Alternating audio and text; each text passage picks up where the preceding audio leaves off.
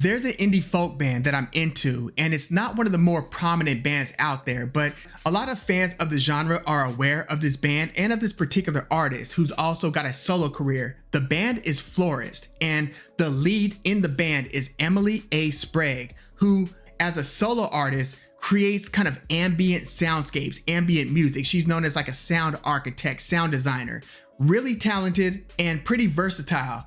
But Florist is about to drop their 5th album, Jellywish, and the last 2 albums that this band dropped, Emily Alone, which was actually Emily Sprague handling all the duties, just Emily Alone. Basically, the title is very fitting. And then the band got back together for this latest 2022 self-titled album, Florist, which is probably my favorite from the band. But those last 2 albums, Emily Alone and Florist, pretty much sealed the deal for me in terms of just one of the indie folk bands that I thought was the most pleasant on the ears. It's a sound that's so melodic, but it's a quiet folk. It's almost so quiet, you could almost classify it as ambient music, especially that last self-titled album. Like, you could play this and it's almost tough to distinguish when one song ends and the other begins. But as I was listening to it, like on Spotify, I find myself liking so many songs on the way down, to the point where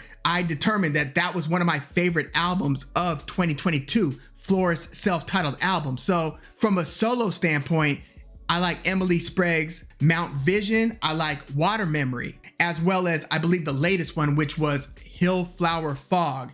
And then as a band, Florist, those last 2 albums, Emily Alone and Florist. Again, this isn't like a super sensational sounding, like think of your favorite indie folk bands, whether you're talking Big Thief or Fleet Foxes. This isn't a big sound. Like, we'll see if they change things up with Jellywish, but with those last 2 albums, it was a quiet folk, especially on that latest one from 2022. Again, it's a very thin line between Florist's most recent sound and ambient music. So yeah, I'm really looking forward to listening to this latest album, Jellywish, to see if they could continue with the consistency of the quality of their music. But yeah, if you are familiar with Florist or with Emily Sprague's solo work, let me know your thoughts on that in the comments. Again, this is one of those bands that is so pleasant on the ears. The last couple of albums have been very critically acclaimed. Like, they've been considered, you know, best new music according to Pitchfork, both of the last 2 albums.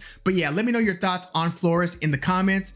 And if you are unfamiliar with Florist, give that band a listen. And if you're into ambient music, I would definitely recommend that Florist self-titled album, as well as Emily Sprague's solo work, especially Water Memory. I would start there. But yeah, let me know your thoughts in the comments. Like the video, subscribe to the channel if you love music like I do. I'm Woog. Thanks for tuning in.